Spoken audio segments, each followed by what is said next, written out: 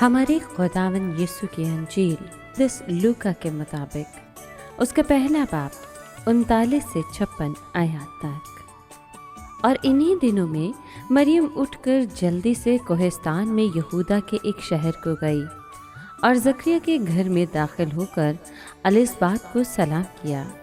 اور جو ہی الصبات نے مریم کا سلام سنا تو بچہ اس کے بطن میں اچھل پڑا، اور الصبات روح القدس سے بھر گئی اور بلند آواز سے پکار کر کہنے لگی کہ تو عورتوں میں مبارک ہے اور تیرے بطن کا پھل مبارک ہے۔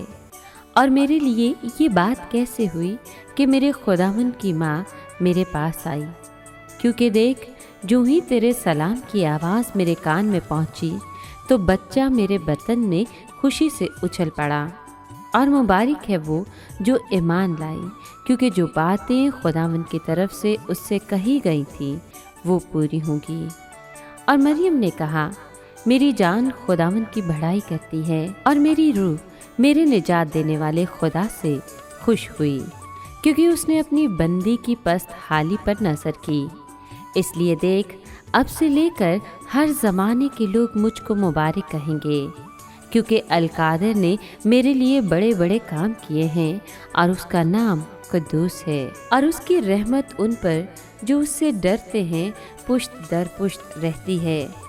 اس نے اپنے بازو سے زور دکھایا اور ان کو جو دل کے قیاس سے مغرور ہیں پراگندہ کیا۔ اس نے قدرت والوں کو تخت سے گرا دیا اور پست حالوں کو بلند کیا۔ اس نے بھوکوں کو اچھی چیزوں سے سیر کر دیا اور دولت مندوں کو خالی ہاتھ لوٹا دیا۔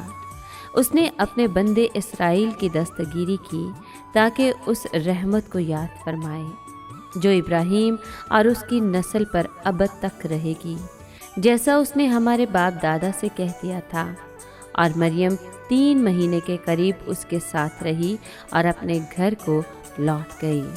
پاک کلام کے پڑھے اور سنے جانے پر خداوند کی برکت ہو، خدا کا شکر ہو۔ عزیز مومنین، مقدسہ مریم کی شخصیت اور منصوبہ نجات میں اس کا عظیم کردار ہر زمانے کے لوگوں کو اس بات کی تحریک دیتا ہے کہ مقدسہ مریم کی تعظیم اور عقیدت کرتے ہوئے بنی نوع انسان کی نجات میں اس کے عظیم کردار کے لیے شکر گزاری کے جذبات کا اظہار کرتے رہیں۔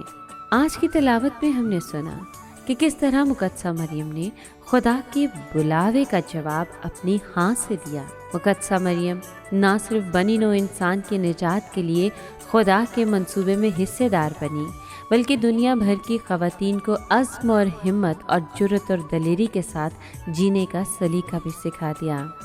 میری جان خداوند کی بڑائی کرتی ہے، اور میری روح میرے نجات دینے والے خدا سے خوش ہوئی، کیونکہ القادر نے میرے لیے بڑے بڑے کام کیے ہیں۔ عزیز مومنین، آئیے آج ہم بھی مقدسہ مریم کو مبارک کہنے، کل کائنات کی نجات میں اس کے کردار کے لیے شکر ادا کرنے اور مقدسہ مریم کی طرح عزم اور ہمت کے ساتھ زندگی گزارنے کا عہد کریں۔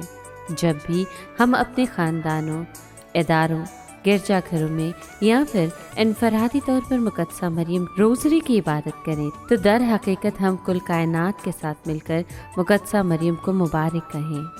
دعا کریں کہ مقدسہ مریم کی عظیم شخصیت اور اس کے کردار پر دھیان و گیان آپ سب کو اپنی زندگی میں خدا کے منصوبوں کو سمجھنے کی توفیق بخشے۔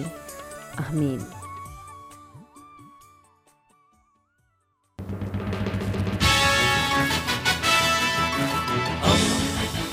دوستی کا پیمبر، ریڈیو ویریتاس ایشیا۔